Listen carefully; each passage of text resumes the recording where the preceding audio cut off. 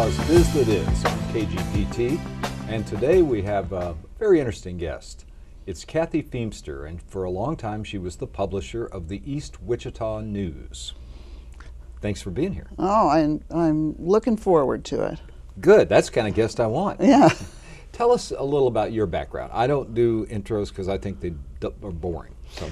Well, I am a native Wichitan, Okay. and I grew up in College Hill, went to East High School, graduated from Wichita State University with a degree in journalism, and for the most part, most of my jobs have gravitated toward writing. And finally I got to a place where I kind of was at a standstill in my job, and the East Wichita News came up for sale when I had a few bucks, and I found a partner, and I bought it.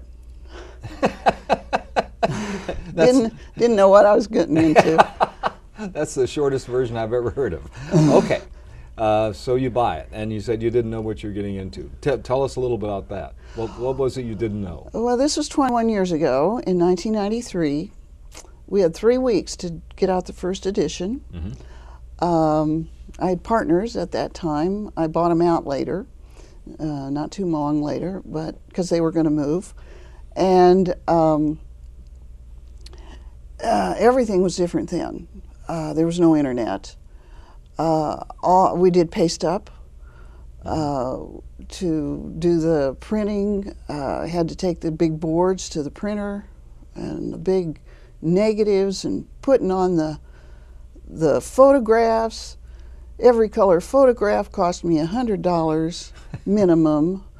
You know, of course, then we went into the digital age, and now I just upload and they go directly from the computer to the plates, and it's all different. What is unique about that kind of a paper? A paper that's for a segment of a city. Well, I really didn't think of it as just the east side. Okay. I know people think of it that way, and that's its name.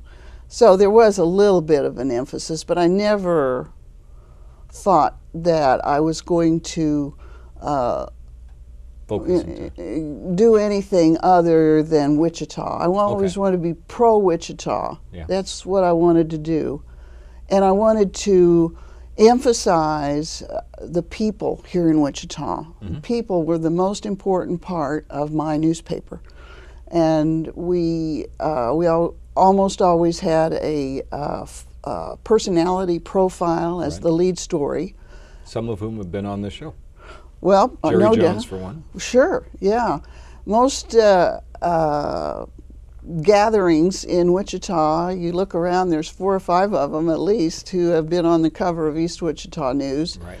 But when I bought this paper from somebody else, and I felt like they were doing Rich Person of the Month. Oh. I didn't want to do Rich Person of the Month.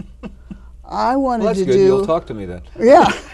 Well, I wanted to do interesting people here in Wichita, and that's what we want to do on this show. Well, probably the same thing. I'll give you the list. I'll take it. So I just, we do some rich people. Other people are just as interesting. So that's what I wanted to focus on. I wanted to be pro-Wichita, and I wanted to be pro-people in Wichita. Did you use mostly contract people for the work? Yes. I was the only employee.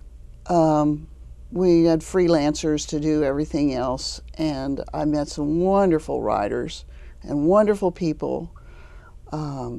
Just great. I mean, Jim Erickson is such a character. Well, I was going to say, that's about the first thing I turn to usually. Yeah, we had a movie review every month, and well, even beyond the one review, he usually did commentary on. Yeah, on cinema, the cinema scene.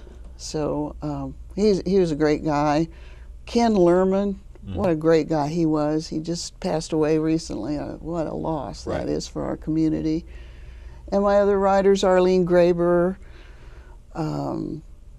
Carolyn Ramsey, who did most of the lead stories, Pam Pervasnik. What was the most frustrating thing about publishing the paper? Oh, you want to go into the negatives? Well, probably it's the post office. really? My newspaper was mailed directly to people. I mean, that's what I was selling to advertisers, the fact that it went directly into homes. So I had to put up the bucks to the post office to mail the 27,000 papers every month. And the cost of postage just kept going up and up and up. And finally, just a few years ago, it overcame the cost of the printing. Really? Oh, yes. And plus, at first at least, not at the end, I finally got through to them. I couldn't depend on where they were delivering too much. They would change all the carrier routes and wouldn't tell anybody that they were changed. It was like a state secret. And I had to go down there. Some people's papers ended up with the wrong carrier, or what? Well, I would call out a zone within a zip code, and they would change the number of the zone. So I was calling out at maybe a number that didn't exist anymore. Ooh. And so I had people would call me, why didn't I get my paper? And I said, I don't know, you should have gotten. It's in the twilight zone. Yeah, I went in the Postal Service twilight zone. But as I say, as time went on, I did, overcome that little problem. And I will say that our Postal Service did very, very good delivery, very timely delivery for the most part. Yeah, well, I know at one point we had the #1 on time in the country. That's I don't know if that's still true anymore. Well, that's for first class, and I wasn't mailing first class. That's right. That's true.